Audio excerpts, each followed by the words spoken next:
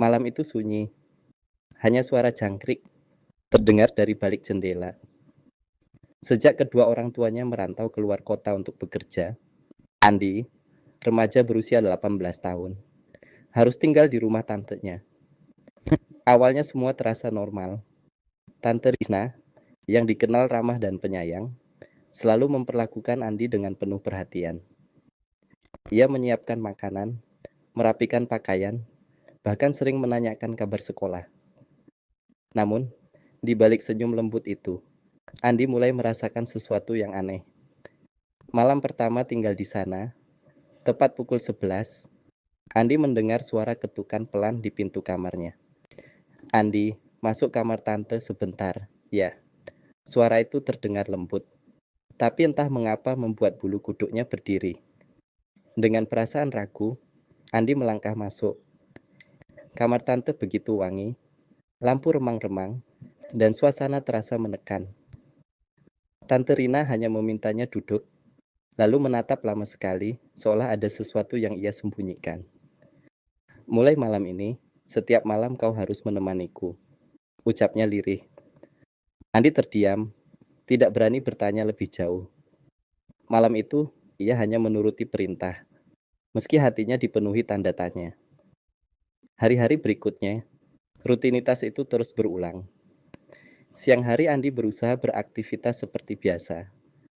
Namun matanya sering terlihat lelah, pikirannya kosong, dan ia mulai menjauh dari teman-temannya.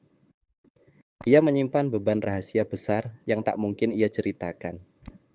Setiap kali jam malam tiba, rasa cemas menghantui, karena ia tahu tante akan kembali memanggilnya. Kenapa kamu murung terus, Di? Tanya sahabatnya di sekolah. Andi hanya menggeleng. Enggak apa-apa, jawabnya singkat. Ia tak sanggup menceritakan kenyataan bahwa tiap malam ia dipaksa masuk kamar tante. Suatu malam, saat Andi sedang menuju kamar tante, sepupunya Riko tak sengaja melihat dari balik jendela.